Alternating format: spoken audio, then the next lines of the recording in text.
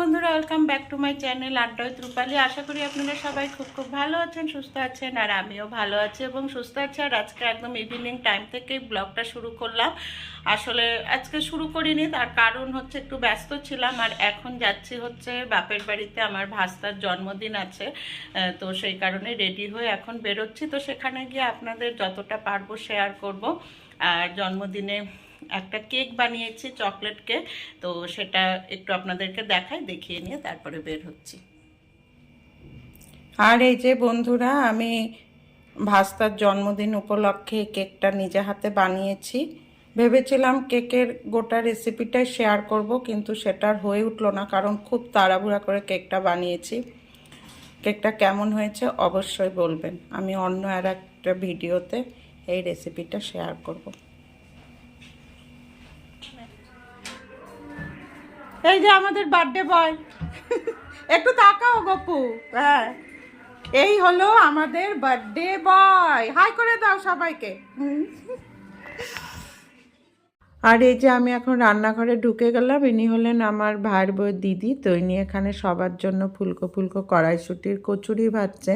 তো এখানে রান্নাবান্নার আয়োজন করা হয়েছে। তো আমিও এখনই ঘরে ঢুকলাম আর কি। তো ঢুকেই মানে ভিডিও করা শুরু করে দিয়েছি। তো কি কি হচ্ছে না হচ্ছে আমিও দেখি এবং আপনাদেরকেও দেখাই। আর এইদিকে ভাইয়ের বউয়ের বোন আর কি, ছোট বোন, উনি এখানে কচুরিগুলো বেলে দিচ্ছে।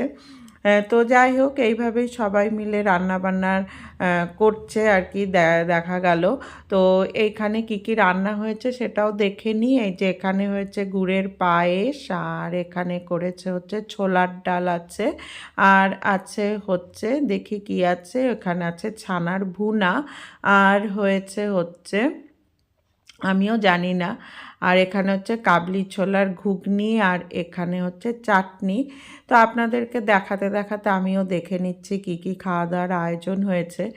আর এখানে আছে হচ্ছে চিলি পনির, আর করেছে বুঝি ফ্রাইড রাইস পনিরের সাথে। তো এই হলো রান্নার আয়োজন। আর এই যে ইনি হলেন আমার ভাইয়ের বউয়ের ছোটো মাসি। রান্নাঘর থেকে চলে আসলাম বসার ঘরে। এই যে এদিকে কেক সাজানো হয়ে গিয়েছে। তো ভাই যে কেকটা এনেছে সেই কেকের পাশে আমার কেকটাও সাজিয়ে রেখেছি, ভাস্তা কাটবে। তো সমস্ত কিছু সাজানো গোছানো কমপ্লিট, এখন শুধু কেক কাটিংটাই বাকি আছে। তো ঠিক আছে বন্ধুরা, আপনারা দেখতে থাকুন। আশা করি ব্লগটা ভালো লাগবে। আর সবাই কিন্তু আমার ভাস্তাকে অবশ্যই জন্মদিনের আশীর্বাদ দিবেন, যাতে ও ভালো থাকে, সুস্থ থাকে এবং জীবনে যাতে একজন ভালো মানুষ হয় এবং ভালোভাবে যাতে অনেক দূর এগিয়ে যেতে পারে। আর এই যে আমার ভাস্তা কেকের সামনে বসে আছে, কেক কাটিং কখন শুরু হবে সেই অপেক্ষায়। আর এই যে এখানে আমার ভাইয়ের বউ প্রদীপ নিয়ে চলে এসছে। প্রদীপ, ধান, দুব্বা এগুলো দিয়ে আশীর্বাদ করা হবে। তো আর একটু পরেই কেক কাটিং শুরু হবে। আর এই যে আমার মাও চলে আসলো। তো মা না আসা অবধি তো অনুষ্ঠানটা শুরু করা যায় না। তো মা আসলো, এখন কেক কাটিং শুরু হবে। আর এখানে আমার ছেলে, দিদির ছেলে সবাই এখানে বসেছে ওদের ভাইয়ের সাথে। তো ঠিক আছে বন্ধুরা, আর বেশি বকবক করছি না, আপনারা সাথে থাকুন আর ভিডিওটা দেখতে থাকুন।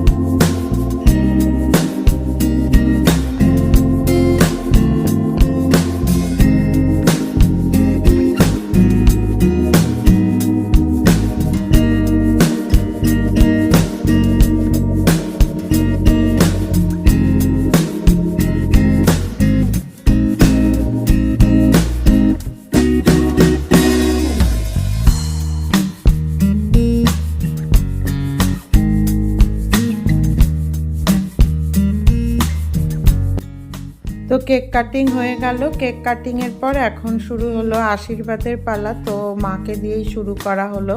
তো মা তার নাতিকে আশীর্বাদ করছে, তারপরে একে একে সবাই আশীর্বাদ করবে।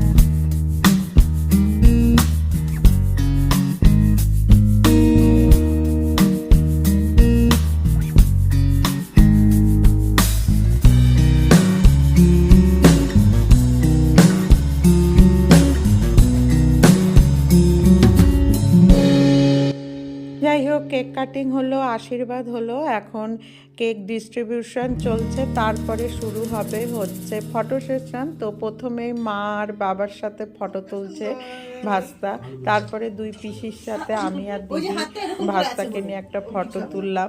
তো এখন ফটো তোলার পর্ব চলছে, আর এরা হলো মাসিরা সব, ওর 3 ছোট্ট ছোট্ট মাসিদের সাথেও ফটো তুললো। আর এ হলো মামার সাথে ফটো তুলছে, আর এরাও সব মাসি মামা সবার সাথে ফটো তুলেছে। তো দুই মাসির সাথে তো আগেই পরিচয় করিয়ে দিলাম, মামার সাথেও পরিচয় করিয়ে দিলাম। আর এ হচ্ছে একদম শেষে যে আছে, এনে হলো ছোট মাসি।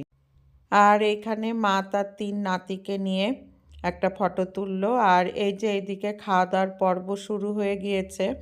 আসলে গল্প করতে করতে না সবসময় ভিডিও করার কথা খেয়াল থাকে না, ভিডিও করা বা ফটো তোলার কথা একেবারেই খেয়াল থাকে না।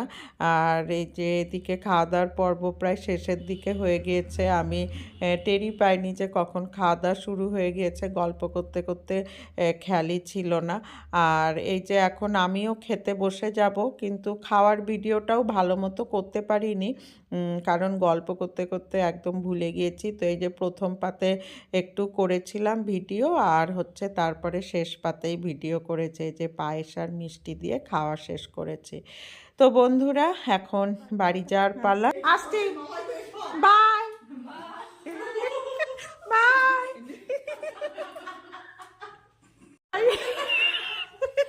বন্ধুরা, এই যে এইমাত্র ঢুকলাম, আর এখন বাজে হচ্ছে প্রায় 11:15। এখন শুতে যেতে হবে, আবার কালকে বৃহস্পতিবার আছে।